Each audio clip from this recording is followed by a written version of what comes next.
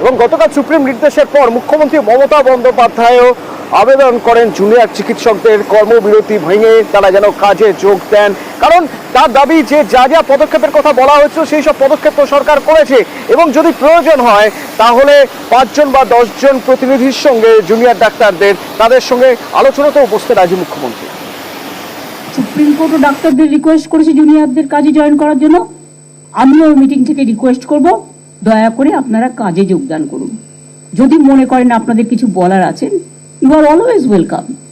আপনারা 5 জন 10 জনের একটা টিম নিয়ে আসুন, আমি কথা বলতে পারি। স্বাস্থ্য ভবনে গিয়ে আপনারা 3-4টে ডিমান্ড করে এসেছিলেন, সব কটা ডিমান্ড মানা হয়েছে।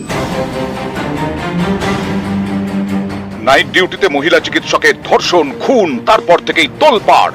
নানা ব্যক্তির বিরুদ্ধে নানা অভিযোগ, একের পর এক দাবি উঠতে থাকে, সেটা মেনে নিয়ে পদক্ষেপও করতে থাকে রাজ্য সরকার। প্রথমেই দাবি ওঠে অধ্যক্ষর পদ থেকে সন্দীপ ঘোষকে সরানোর। চাপের মুখে সন্দীপ পদত্যাগ করার পর সুরিতা পালকে অধ্যক্ষ করা হয়। পাশাপাশি সঞ্জয় বশিষ্ঠকে সরিয়ে সুপারের কুর্সিতে বসানো হয় বুলবুল মুখোপাধ্যায়কে। তোলপাড়ের মধ্যে 14ই আগস্ট রাতে আরজিকর হাসপাতালে তাণ্ডব চালানো হয়। এরপরেই নতুন অধ্যক্ষ, নতুন সুপার, চেস্ট মেডিসিন বিভাগের প্রধানকে সরানোর দাবিতে সরব হন আন্দোলনকারী জুনিয়র ডাক্তাররা। সেই মতো পদক্ষেপ করে স্বাস্থ্য দফতর। 22শে আগস্ট আরজিকরের একাধিক অফিসার বদল করা হয়।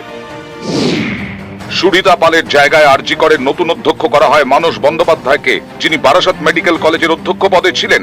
বুলবুল মুখোপাধ্যায়ের জায়গায় আরজিকর হাসপাতালের সুপার পদে আনা হয় সপ্তর্ষি চট্টোপাধ্যায়কে, যিনি ছিলেন বাঁকুড়া মেডিকেল কলেজের শিক্ষক চিকিৎসক।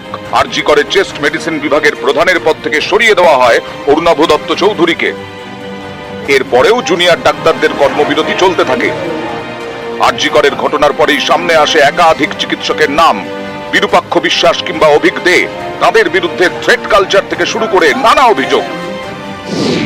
বিরূপাক্ষ বিশ্বাস কিংবা অভিক দে দুজনকেই সাসপেন্ড করেছে স্বাস্থ্য দফতর।